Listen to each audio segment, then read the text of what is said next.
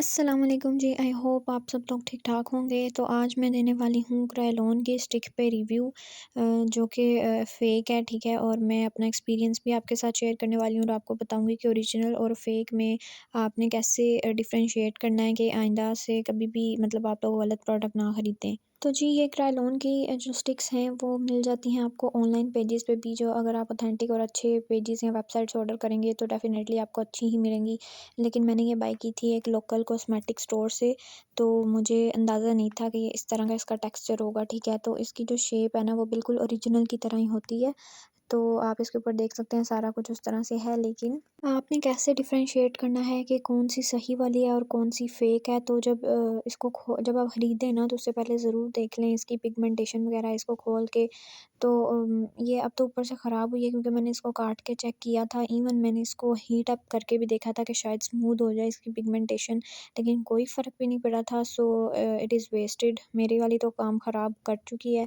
और इसके साथ ही जो फेस पे अप्लाई करते हैं ना तो इतना बुरा फेस लगता है, मतलब 2 से 3 घंटे के बाद ही जो है ना वो स्किन उखड़ना शुरू हो जाती है। और ऊपर मतलब उसके वो लगना शुरू हो जाता है कि जैसे मुँह पे ना पाउडर या कोई आटा वग़ैरह लगाया हुआ है। तो बहुत ही बुरे हालात होते हैं इसको लगाने के बाद। आपने बाय करने से पहले ही इसको अच्छे से चेक कर लेना है, ठीक है। इसको मैं आपको अप्लाई करके भी दिखाती हूँ, जो मैं बोल रही हूँ कि वो बिल्कुल सही चीज़ है या नहीं।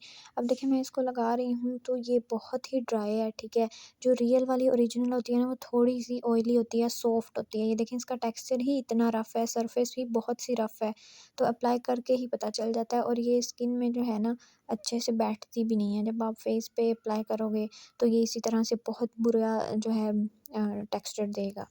क्रायोन की जो ओरिजिनल स्टिक होती है ना, टीवी पेंट स्टिक बोलते हैं इसको, क्रायोन टीवी पेंट स्टिक, वो ओरिजिनल कॉपी है 4000 तक की। और ये है जी उसकी फेक कॉपी, ठीक है, जो आपको 400 तक मिल जाती है, 400 से 500 तक। लेकिन इसके कुछ साइड इफ़ेक्ट्स भी होते हैं और ये इतनी अच्छी इसकी पिगमेंटेशन भी नहीं होती।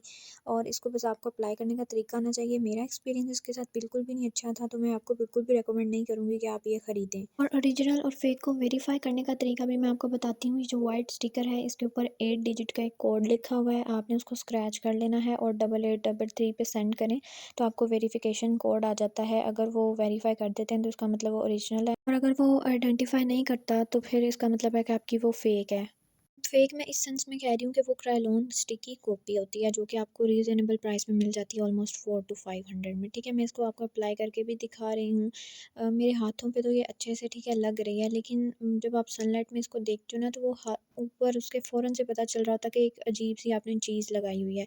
हालांकि ओरिजिनल और अच्छा प्रोडक्ट आप यूज़ करो तो वो बिल्कुल भी पता नहीं चलता कि आपने कोई चीज़ अप्लाई की हुई है।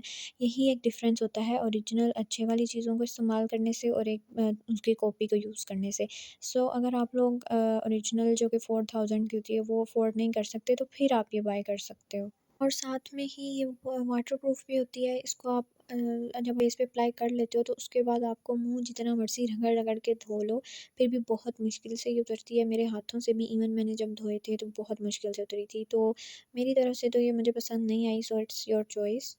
आई होप कि आपको ये रिव्यू पसंद आया होगा और मैंने आपको इसकी आइडेंटिफिकेशन के बारे में भी बता दिया कि आपने रियल और फेक में कैसे आइडेंटिफाई करना है।